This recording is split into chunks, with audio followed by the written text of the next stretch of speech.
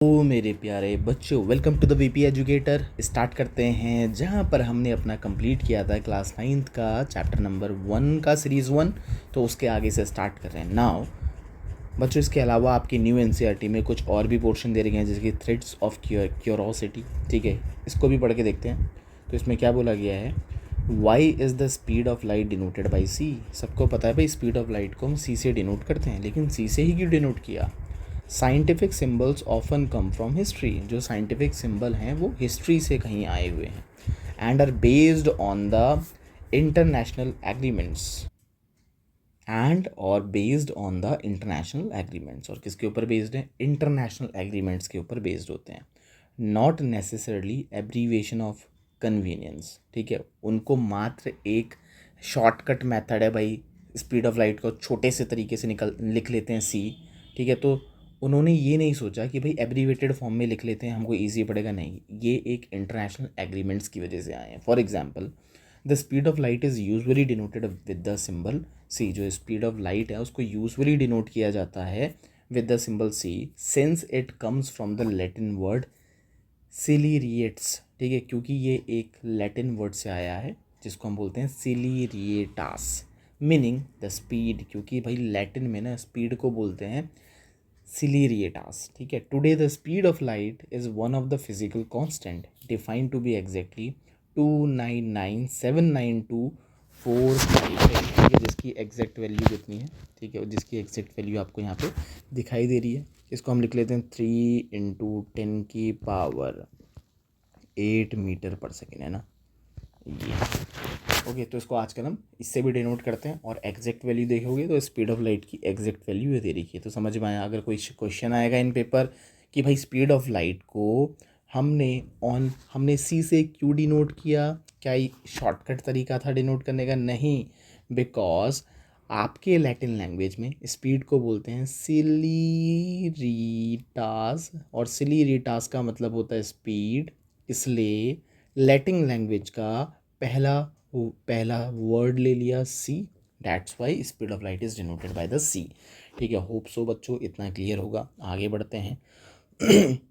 Now ready to go beyond, थोड़ा सा और भी बियॉन्ड जाके इसको समझते हैं क्या बोलता है। Airplane fuel miss calculation. In a well known incident, a passenger aircraft rain out of fuel.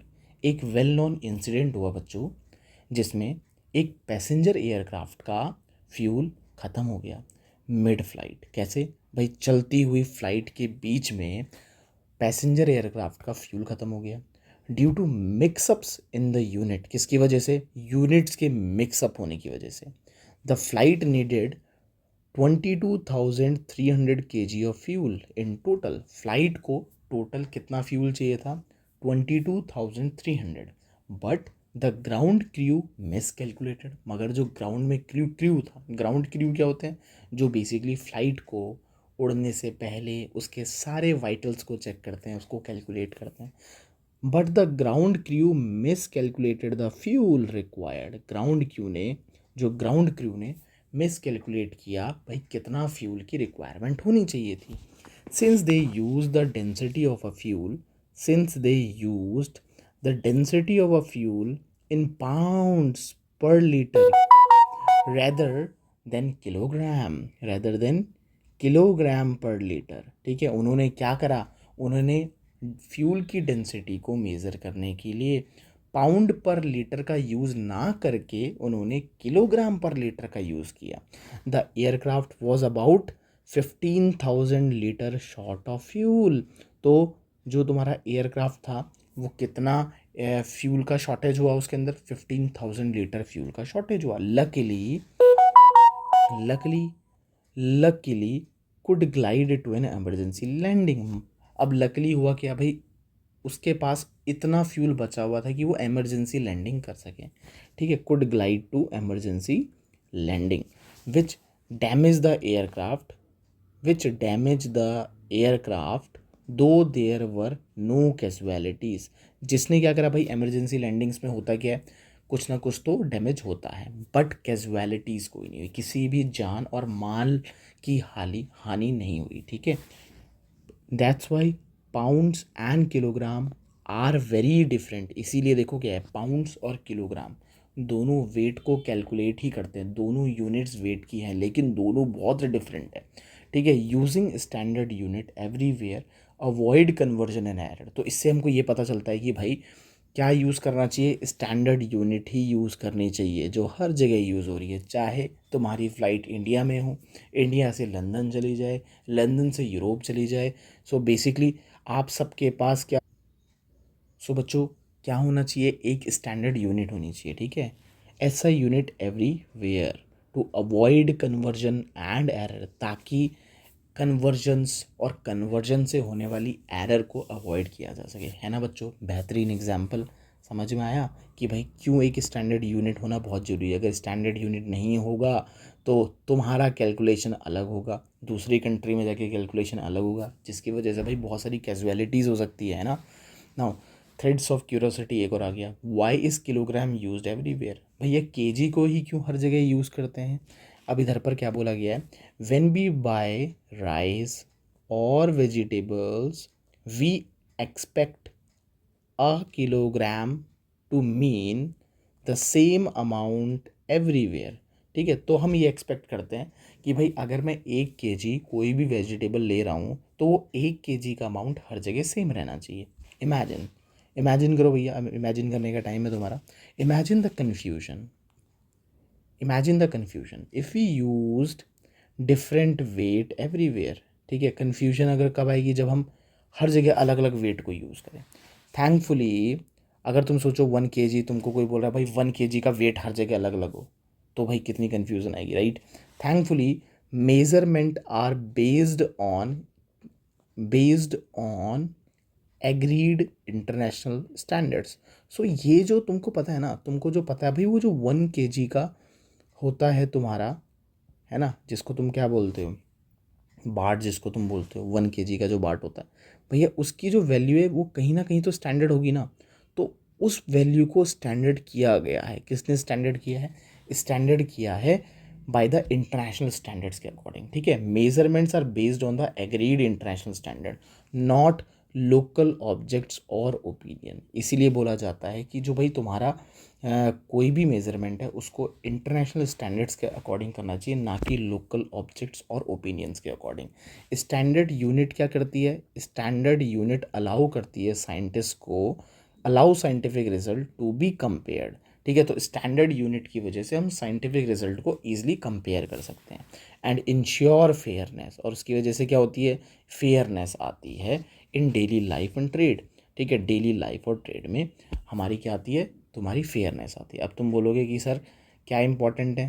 ठीक है, मैंने बोला भाई तुम बिज़नेस करो, है ना, मगर बिज़नेस करने से पहले तुमको क्या आनी चाहिए, साइंस आनी चाहिए बच्चों, है ना। तुम सोचो, तुमने सोचा कि भाई आज मैं जाके क्या करूँगा, मैं गोल्ड को सेल करने जा रहा हूँ। ठीक है, मगर तुम जिससे गोल्ड ले रहे हो, अगर उसने जो गोल्ड को मेज़र करने वाला डिवाइस यूज़ कर रखा है वही सही नहीं है, या तुम्हारा जो मेजरिंग स्टैंडर्ड यूनिट्स है वही सही नहीं है, तो भाई तुमको जो गोल्ड देगा वो कम देगा, है ना। तो इसीलिए भाई बिज़नेस तो आता ही है, बिज़नेस से पहले साइंस आती है, क्लियर है कि नहीं। तो सबसे पहले बोला नहीं जाता कि उस पर्टिकुलर प्रोडक्ट की साइंस सीखो, साइंस अगर तुमको आ जाएगी तो बिज़नेस तो अपने आप ही आ जाएगा, क्लियर है कि नहीं है ना। तो इसीलिए now as observation are repeated measurement refined, जैसे जैसे ऑब्जर्वेशन को रिपीट किया जाता है मेजरमेंट और भी ज़्यादा रिफाइंड होती जाती है and ideas tested through experiment we can organize our understanding of the world in a systematic way. और आइडियाज़ को जब टेस्ट किया जाता है एक्सपेरिमेंट्स के थ्रू, समझ में आया, तो बोलता है फिर रिपीटेड ऑब्जर्वेशन की वजह से मेज़रमेंट और भी ज़्यादा रिफाइंड आती है। तो तभी कभी भी ऐसा नहीं होना चाहिए बच्चों, ऐसा है कि तुम कभी भी कोई मेज़रमेंट ले रहे हो ना, एक बार मेज़रमेंट लेके सेटिस्फाई नहीं होना चाहिए, कम से कम उसकी 3 बार मेज़रमेंट होनी चाहिए अगर तुम्हें एक एक्यूरेट मेज़रमेंट चाहिए। ठीक है, तो ये बोलता है कि ऑब्जर्वेशन आर रिपीटेड, मेज़रमेंट और भी ज़्यादा रिफाइंड होती है जब तुम किसी भी ऑब्जर्वेशन को रिपीट करते हो and ideas tested through experiment. ठीक है, वो आइडियाज़ जिसको जब तुम एक्सपेरिमेंट के थ्रू जब तुम उसको टेस्ट करते हो, वो उसकी अंडरस्टैंडिंग और भी सिस्टमैटिक वे में आने लग जाती है। ठीक है, तो जब अगर तुम किसी भी चीज़ को समझ रहे हो थ्रू एक्सपेरिमेंट, तो तो वर्ल्ड के बारे में जानकारी और भी सिस्टमेटिक वे में तुम्हारे पास आने लग जाती है। तो एक्सपेरिमेंट करना इसलिए ज़रूरी है, ठीक है। इन द सेकेंडरी स्टेज, तो बच्चों अभी तुम्हारी स्टेज में यू विल कम अक्रॉस, तुम यहाँ पर सीखोगे various terms, you will come across terms, ठीक है, such as laws, theories and principle. कैसे टर्म्स तुम्हारे पास आएंगे? लॉज, थ्योरीज और प्रिंसिपल जैसे टर्म्स तुम्हारे पास आएंगे। Terms terms that have specific meaning, ठीक है। टर्म्स का क्या रहता है? टर्म्स का ओके सो बच्चों यहाँ पर बहुत सारे टर्म्स आएंगे जैसे कि लॉज, थ्योरीज एंड प्रिंसिपल, ठीक है। Terms that have specific meaning in science, ठीक है। टर्म्स का क्या होता है बच्चों? टर्म्स का एक स्पेसिफिक मीनिंग होता है साइंस में, ठीक है। तो याद रखना, terms have specific meaning in science. Laws usually describe a regular pattern. Law किसको डिस्क्राइब करता है? एक रेगुलर पैटर्न, ठीक है, जो नेचर में ऑब्जर्व हुआ है, ठीक है। जैसे कि हमने क्या देखा, जैसे कि एक लॉ था, जैसे कि लॉ तुमने देखा, लॉ होते हैं ना, जैसे कि तुमने देखा एक लॉ ऑफ रिफ्लेक्शन कि लाइट जब टकराती है तो वो इक्वल एंगल बनाती है। तो कैसे पता चला? जब बार बार लाइट को टकरा कर देखा मिरर से तो पता चला कि बार बार वो इक्वल एंगल ऑफ इंसिडेंस और एंगल ऑफ रिफ्लेक्शन सेम रहता है, बार बार सेम आता है। तो एक रिपीटेड बिहेवियर जब देखा गया तो उसको लॉ बना दिया गया, ठीक है। और उस लॉ में होने वाले स्पेसिफिक टर्म्स जैसे कि reflected ray, incident ray, normal, these are the term जिनका एक स्पेसिफिक मीनिंग होता है, उसको हम टर्म्स बोलते हैं, ठीक है। और लॉज क्या है? तुम्हारे रेगुलर पैटर्न, एक रेगुलर पैटर्न, एक रिपीटेड पैटर्न जो आप ऑब्जर्व करते हो नेचर के अंदर, वो लॉज हैं। Often expressed using words. और लॉज को हम कैसे एक्सप्रेस करते हैं? या तो हम लॉज को एक्सप्रेस करते हैं, लॉज को हम एक्सप्रेस करते हैं या तो वर्ड्स की फॉर्म में, ठीक है, और मैथमेटिकल रिलेशनशिप की फॉर्म में, ठीक है। तो लॉस को दो तरीके से एक्सप्रेस किया जाता है। एक तो पहले इसको वर्ड की फॉर्म में तो एक्सप्रेस करते ही है, जैसे कि मैंने लिखा angle of incidence is equal to angle of reflection, ठीक है। और इसके बाद अगर मैं इसको मैथमेटिकल टर्म में प्रूव करूँगा तो मैं लिखूँगा angle I is equal to में एंगल आर। सिमिलरली अगर मैं बोलता हूँ कि भाई तुम्हारा, जैसे कि अगर तुम बोलोगे न्यूटन का सेकेंड लॉ ऑफ मोशन, ठीक है, तो सेकेंड लॉ क्या था? सेकेंड लॉ था तुम्हारा कि भाई उन्होंने दिया था force applied in an object is directly proportional to, है ना, directly proportional to change in momentum per unit time, है ना। तो उसको तुम क्या लिखते हो फिर? उसको कैलकुलेट जब तुम करते हो, फोर्स इज इक्वल टू में change in momentum m v minus m u upon में t, f is equal to में m v minus u upon में टी, तो एफ इज इक्वल टू में एम ए। तो एक इसका फॉर्मूला बन जाता है, फोर्स को ड्राइव करने की मैथमेटिकल यूनिट बन जाती है। सो इसका जो है आपका डेफिनेशन क्या हो गया? Force applied in a body is directly proportional to rate of change of momentum. और जब rate of change of momentum को मैंने मैथमेटिकल स्टेटमेंट में किया तो वो मैथमेटिकल रिलेशन हो गया ना। तो लॉस को हम वर्ड की फॉर्म में एक्सप्रेस करते हैं और उसके मैथमेटिकल रिलेशन की फॉर्म में एक्सप्रेस करते हैं। For example, Newton laws of motion explain the jerk felt when a bus stop suddenly, ठीक है। न्यूटन का लॉ ऑफ मोशन एक्सप्लेन करता है जब हमें जर्क लगता है। सबको पता है ना न्यूटन का फर्स्ट लॉ ऑफ मोशन जिसको बोलते हैं लॉ ऑफ इनर्शिया, है ना। तो वो हमें एक्सप्लेन करता है कि भाई हमें जर्क क्यों लगता है ना। वो क्या एक्सप्लेन करता है? वो एक्सप्लेन करता है कि हमें जर्क फेल्ट होता है जब बस सडनली स्टॉप होती है, राइट। अब इसके बाद क्या बोलता है?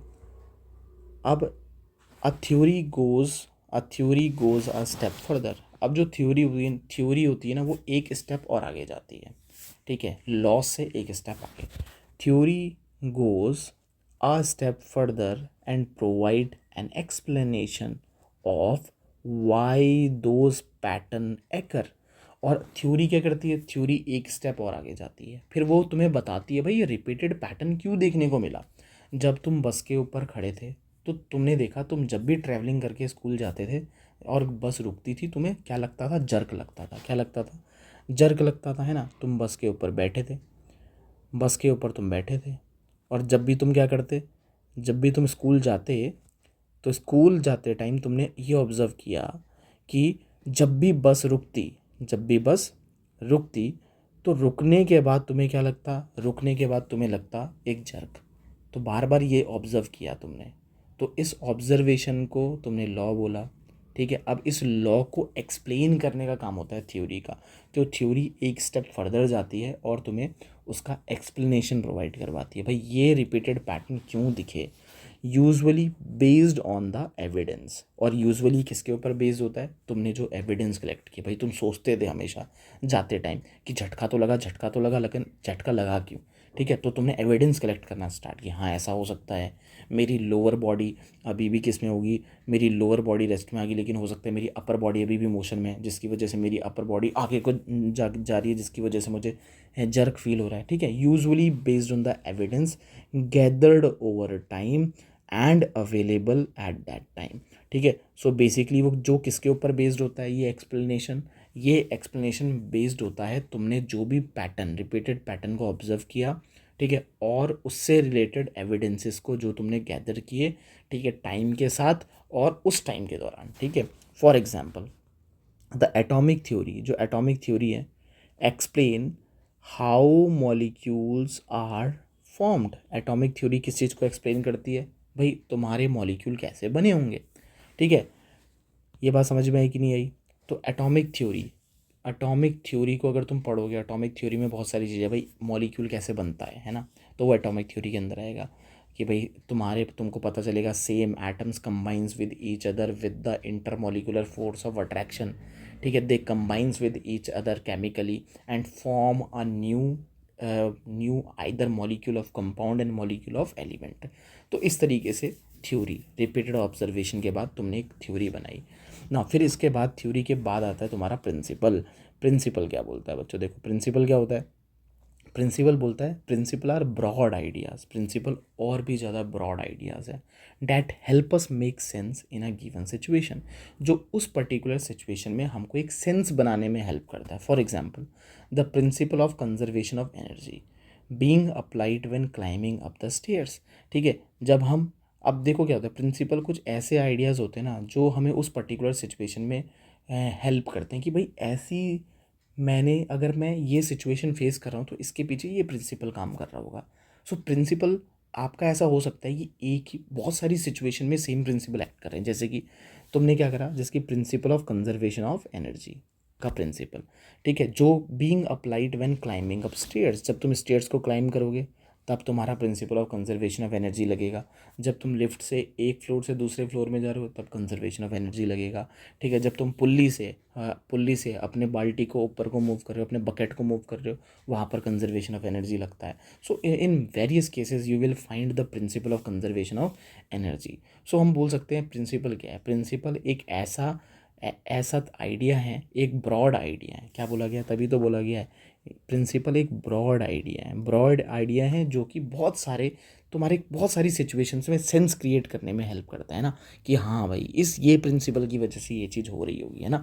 तो ये है प्रिंसिपल, इसको बोलते हैं। Now do remember that in science a theory does not mean a guess. तो याद रखना साइंस में थ्योरी का मतलब, ठीक है, remember that in science a theory does not mean a guess और एन अनटेस्टेड आइडिया। तो याद रखना साइंस में जब मैं थ्योरी की बात करता हूँ, थ्योरी वैसे बहुत सारे सब्जेक्ट्स में आएंगी, मगर साइंस में जब हम थ्योरी की बात करते हैं तो वहाँ पर इसका मतलब गेस नहीं होता या कोई भी अनटेस्टेड आइडिया नहीं होता। It is an explanation. वो क्या होता है, वो एक एक्सप्लेनेशन होता है जो कि किसके ऊपर बेस्ड होता है, बेस्ड ऑन केयरफुल टेस्टिंग, जिसके पीछे एक केयरफुल टेस्टिंग की जाती है एंड क्रिटिकल एग्जामिनेशन किया जाता है, तब जाके तुम्हारी थ्योरी बनती है, ठीक है। तो scientific theories are based on careful testing, careful examination and experimentation. These ideas these ideas are always open to improvement. और याद रखना ये जो थ्योरीज होती है ये रिजिड थ्योरी नहीं होती भाई। जैसे कि कैसी रिजिड थ्योरी, किसी ने किसी को मारा इन द हिस्ट्री तो वो थ्योरी बन गई, भाई वो तो है, वो तो मारा ही हुआ है, उस पर तो कोई चेंजेस हो नहीं सकता। लेकिन याद रखना साइंटिफिक थ्योरीज ऑल दो एक्सपेरिमेंटली प्रूव मगर कैन बी इम्प्रूव फर्दर। हो सकता है समय के साथ, एडवांसमेंट ऑफ टूल्स के साथ हमें पता चलेगा कि भाई जो थ्योरी हमने पढ़ी थी उस टाइम उससे भी बेहतरीन कुछ ना कुछ अवेलेबल हैं, जिसकी वजह से हमारी थ्योरी में इम्प्रूवमेंट हो सकता है। And often changes as new evidences become available. और याद रखना, अगर न्यू एविडेंसेस अवेलेबल हो जाएंगे तो तुम्हारे आइडियाज़ चेंज भी हो सकते हैं। नो ऐसा कोई भी बाउंडेशन नहीं है कि थ्योरी फिक्स रहेगी। थ्योरीज न्यू एविडेंस के आ जाने से चेंज भी हो जाएगी। इसीलिए बोला जाता है बच्चों, साइंस इज़ डायनेमिक। ठीक है, साइंस एक डायनेमिक है। ठीक है, वो तुम्हारी स्टैटिक नहीं है, लाइक योर हिस्ट्री। ठीक है, लाइक योर जोग्राफी, वो एक साइंस है, इसलिए वो डायनेमिक है। ठीक है, तुमने कोई भी चीज़ रिसर्च करी, ठीक है, जो चीज़ अभी क्योंकि तुम्हारे पास टेक्नोलॉजी है, तुमने वो चीज़ देख पाए जो कि हमारे प्रीवियस साइंटिस्ट नहीं देख पाए, तो हो सकता है न्यूटन के लॉस को भी तुम क्या कर सको, चेंज कर सको, है ना। This is the key feature of science that make it reliable. ठीक है, सो यही की फीचर है साइंस का जो साइंस को रिलायबल बनाता है। रिलायबल क्यों बनाता है?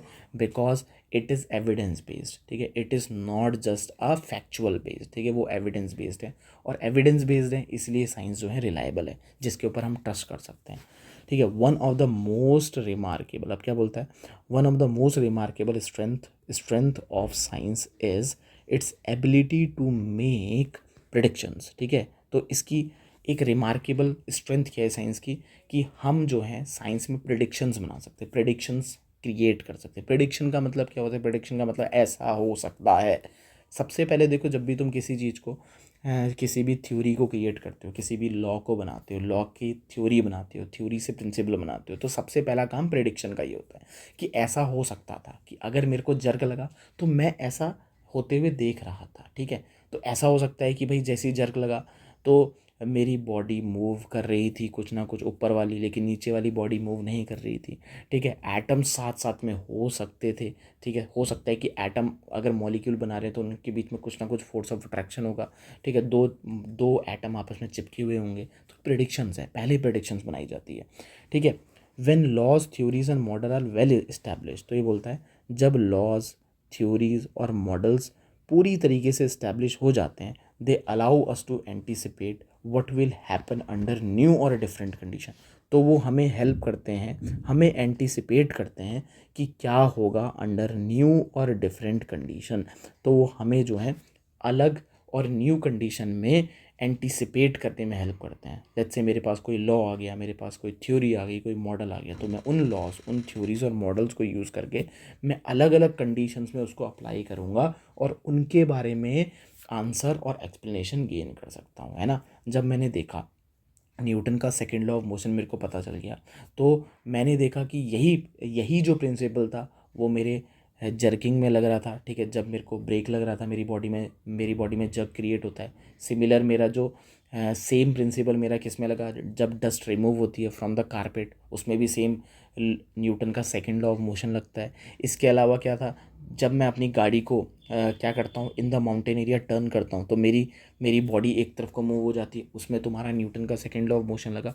तो यही बोलता है कि जब एक बार लॉ, एक थ्योरी और एक मॉडल बन जाता है, so then we can apply this knowledge in different condition, है ना। Now before we can perform an experiment, ठीक है, जब हम किसी भी एक्सपेरिमेंट को परफॉर्म करते हैं उससे पहले, before we can perform an experiment, and in many cases even if we can not perform an experiment. ठीक है, तो ये बोलता है कि भाई अब ऐसा भी हो सकता है जब मैं डिफरेंट कंडीशन में लगा रहा हूँ, तो मैं डिफरेंट कंडीशन में उसको लगा सकता हूँ, एक्सपेरिमेंट करके भी और बिना एक्सपेरिमेंट करके भी, इन मैनी केसेस। क्लियर है कि नहीं है? तो ये बोलता है या तो एक्सपेरिमेंट करो, या एक्सपेरिमेंट तुम नहीं भी करोगे तब भी तुम उस प्रिंसिपल को लगा सकते हो। तो बोलता है using ideas about motion, using ideas about motion, we can predict how far a kicked ball football will travel। तो भाई मोशन के आइडिया से तुम ये अंदाज़ा लगा सकते हो, तुमने अगर किसी भी फुटबॉल को किक किया है तो वो कितना दूर जाएगी। Using knowledge of chemical reaction we can estimate how much carbon dioxide will be produce. Chemical reaction की नॉलेज से हम ये पता लगा सकते हैं कि भाई कितना कार्बन डाइऑक्साइड प्रोड्यूस होगा, और हाउ सॉफ्ट और बेक्ड ब्रेड वुड बी, और तुम्हारी जो जो ब्रेड होगी वो कितनी सॉफ्ट और कितनी बेक्ड होगी, यूजिंग बायोलॉजिकल प्रिंसिपल। ठीक है, किसको यूज़ करके? Using biological principle we can predict how one breathing would change while running. So biological principles को यूज़ करके हम ये प्रेडिक्ट कर सकते हैं कि अगर कोई रनिंग कर रहा है तो उसकी ब्रीथिंग पैटर्न में क्या चेंज आ जाएंगे। रिमेंबर डैट, ठीक है, remember that these predictions are not guesses. तो याद रखना ये जितनी भी प्रिडिक्शंस है वो कोई गैस नहीं है, ठीक है, मात्र कोई एक गैस वर्क नहीं चल रहा, ठीक है। They are reasoned expectations. ये क्या है, ये रीजनड एक्सपेक्टेशंस है जिसके पीछे एक रीजनिंग लगी हुई है, बेस्ड ऑन, और वो किसके ऊपर बेस्ड है, based on evidence and careful thinking, जिसके पीछे प्रॉपर एविडेंस है, जिसके पीछे केयरफुल थिंकिंग है, ठीक है। व्हेन प्रिडिक्शन मैच ऑब्जर्वेशन, और जब तुम्हारी प्रिडिक्शंस तुम्हारी ऑब्जर्वेशन तुम्हारे कॉन्फिडेंस को मैच कर जाता है, ठीक है, इन द अंडरलाइंग साइंस ग्रोथ, तो उससे उसके अंदर होने वाली साइंस और भी ज़्यादा क्या हो जाती है, ग्रो हो जाती है। समझ में आया। तुमने एक बेसिक प्रेडिक्शन किया, उस प्रेडिक्शन को तुमने अपने ऑब्जर्वेशन, अपने लॉज, अपने थ्योरीज से मैच किया, तो जब तुम्हारी प्रेडिक्शन तुम्हारे ऑब्जर्वेशन से मैच हो जाती है तो confidence in the underlying science grows, तो भाई उसके पीछे होने वाली साइंस में तुम्हारा कॉन्फिडेंस और भी ज़्यादा बढ़ जाता है। But even more improvement when they do not scientist री एग्जामाइन देयर अजम्पशन, ठीक है। बट इवन मोर इम्पॉर्टेंट क्या रहता है, even they do not scientist री एग्जामाइन देयर अजम्पशन, मॉडल्स और मेजरमेंट, ठीक है। तो ये बोलता है सबसे इम्पॉर्टेंट मगर ये रहता है, ठीक है, कि जो साइंटिस्ट होते हैं वो री एग्जामाइन करते रहते हैं, हमेशा क्या करते रहते हैं, री एग्जामाइन करते रहते हैं अपनी अजम्पशंस को, अपने मॉडल्स को और अपनी मेजरमेंट्स को, है ना। In this way prediction is a powerful tool. इस तरीके से प्रिडिक्शन एक पावरफुल टूल है डेट ड्राइव्स फर्दर एक्सप्लोरेशन। तो भैया प्रिडिक्शन तो बहुत ज़रूरी है, प्रिडिक्शन एक पावरफुल टूल है जो फर्दर एक्सप्लोरेशन को ड्राइव करता है एंड डीपर अंडरस्टैंडिंग को क्रिएट करता है अबाउट दी वर्ल्ड, ठीक है। सो बच्चों इतना समझ में आया होगा। यहाँ पर आज हमने डिस्कस किया है भाई तुम्हारी थ्योरीज़ क्या होती है, लॉज क्या होते हैं, प्रिंसिपल क्या होते हैं, प्रिडिक्शन का क्या रोल है इन साइंस, ठीक है। साइंस स्टैटिक नहीं है, डायनेमिक है। हम अपनी थ्योरीज़ को जो भी हमने सीखी है उसको हम अलग अलग सिचुएशंस में अप्लाई कर सकते हैं, ठीक है। और उसके बारे में, और अप्लाई करने के लिए ज़रूरी नहीं है एक्सपेरिमेंटेशन करना हो, हम उसको एक्सपेरिमेंट और नॉन एक्सपेरिमेंट्स करके भी चीज़ों को क्या कर सकते हैं, चीज़ों को अजम्पशन कर सकते हैं, उनके लिए आइडियाज़ क्रिएट कर सकते हैं। इसके अलावा प्रेडिक्शन एक पावरफुल टूल है। अगर प्रेडिक्शन है तभी हम फर्दर एक्सप्लोरेशन करेंगे और अपने वर्ल्ड से रिलेटेड अंडरस्टैंडिंग को और भी ज़्यादा बच्चों क्रिएट करेंगे। सो होप सो इतना बिल्कुल क्लियर होगा सबको। नाउ अब एक एग्जाम्पल नंबर 1.2 देखते हैं। बोलता है how do we check predictions. हम प्रिडिक्शंस को कैसे चेक करते हैं। वर्षा टोल्ड हर फ्रेंड मेघना it will rain this afternoon, ठीक है। वर्षा ने अपनी फ्रेंड को बोला, मेघना को, ठीक है, हो सकता है आफ्टरनून में रेन होगी because the cloud look dark, क्योंकि क्लाउड कैसे दिख रहे हैं, डार्क दिख रहे हैं। Think of the same question, मेघना could ask Varsha to make this prediction scientifically testable. तो भाई कुछ ऐसे तरीके ढूंढो कि भाई कैसे मेघना इस क्वेश्चन को पूछती जिसकी वजह से वर्षा इसको साइंटिफिकली टेस्टेड, इस प्रेडिक्शन को साइंटिफिकली टेस्टेड करके देती है। देखो आंसर क्या हो सकता है, आंसर ये हो सकता है कि good scientific question will look for measurable evidence. तो एक अच्छा साइंटिफिक एविडेंस हमेशा मेजरेबल एविडेंस को ढूंढता है, ठीक है, एंड पास्ट पैटर्न को ढूंढता है। भाई पहले ऐसा हुआ था, ठीक है, मैं क्या बोलोगे, अभी तक ये देखा गया कि जब भी डार्क क्लाउड आए तो डार्क क्लाउड आने के बाद रेन हुई। So question with simple yes और no answer are usually not so useful. इसलिए याद रखना कि भाई जो क्वेश्चंस होते हैं तुम्हारे यस और नो की फॉर्म में वो ज़्यादा यूजफुल नहीं होते। क्या तुमने खाना खाया, यस। क्या बारिश होगी, यस। नहीं, ये जो यस और नो के आंसर है it is a limited answer, जिसको हम बोलते हैं क्लोज एंडेड क्वेश्चन होते हैं। If you want to explore, if you want to experiment, तो ऑलवेज आस्क क्वेश्चन लाइक ऐसा क्यों, अगर ऐसा हुआ, अगर डार्क हुए तो डार्क क्यों हुए, ठीक है, डार्क होने के पीछे क्या रीज़न था।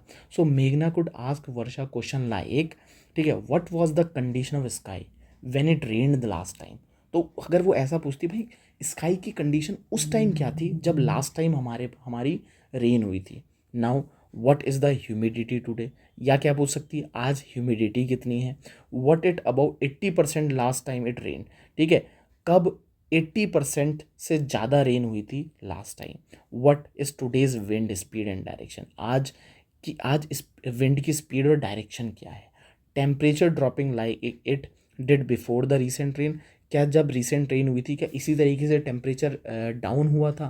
Question like these ask about measurable data, इस टाइप के क्वेश्चन क्या करते हैं, मेजरेबल डाटा और पास्ट पैटर्न्स को चेक करते हैं, ठीक है, उसके बारे में इंफॉर्मेशन लेते हैं, which go beyond mere clouds look dark, जो कि भाई एक क्लाउड डार्क दिख रहे हैं उससे उसके बियॉन्ड जाके ये क्वेश्चंस होते हैं जो कि तुमको किसी भी चीज़ को डिस्कवर और साइंटिफिक ऑब्जर्वेशन को एक कैलकुलेटेड तरीके से बताने में हेल्प करते हैं। तो याद रखना बच्चों, हमेशा क्वेश्चन कैसे होने चाहिए, कुछ ऐसे होने चाहिए जिसमें कुछ मेजरेबल क्वांटिटीज़ और मेजरेबल एविडेंसेस तुमको देखने को मिल रहे हैं, ठीक है, और पास्ट पैटर्न को तुम एनालाइज कर रहे हो, राइट, जिसको हम बोलते हैं एनालिटिक्स ऑफ द डेटा, है ना, एनालिटिक्स ऑफ द डेटा। ना बच्चों, अब इसके बाद क्या है, अब इसके बाद है रेडी टू गो बियॉन्ड, एक बार चेक करते हैं, why do weather forecast sometime go wrong, भाई तुमने देखा होगा बहुत बहुत बार वेदर फोरकास्ट तुम्हारे गलत भी चले जाते हैं ना, तुमको बोला जाता है आज तो रेन होगी, तुमको पता चलेगा भाई आज तो रेन हुई नहीं है, ऐसा क्यों, weather depends on many changes, many changing factor, जो वेदर है बहुत सारे चेंजिंग फैक्टर के ऊपर डिपेंड करता है, जैसे कि temperature, pressure, humidity and wind. Weather forecast use measurement, और वेदर फॉरकास्ट एक रैंडम बस बताना नहीं है, वेदर फॉरकास्ट में तुम्हारी बहुत सारी मेजरमेंट्स होती है और बहुत सारे मॉडल्स का यूज़ होता है, but very tiny differences in the condition can grow over time, मगर हो सकता है कि भाई जिस टाइम उसको मेज़र किया गया हो उसके बाद बहुत सारी ऐसी कंडीशन ग्रो हुई हो समय के साथ, and lead to some completely different, और जिसकी वजह से कुछ पूरी तरीके से डिफरेंट चीज़ हो गई।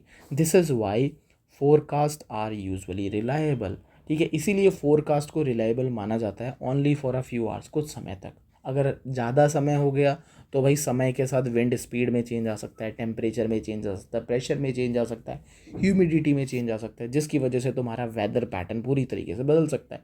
तो weather forecast only few hours के लिए रिलायबल है, और इवन अ फ्यू डेज, और कुछ डेज़ के लिए, but less certain further into the future, मगर फ्यूचर में इसकी सर्टेनिटी कम है, ठीक है। तो याद रखना फ्यूचर पैटर्न्स, हम ये नहीं बोल सकते भाई 3 दिन बाद इतनी बारिश हो जाएगी, वी कैन ओनली अज्यूम कि बारिश होने की संभावनाएं हैं, हो सकता है 3 दिन बाद तक तुम्हारे ये सारे फैक्टर्स में चेंज आ जाए, temperature, pressure, humidity and wind, जिसकी वजह से तुम देखोगे भाई जो पैटर्न बन रहे थे तुम्हारी रेनिंग के वो अब पैटर्न नहीं रहे, राइट।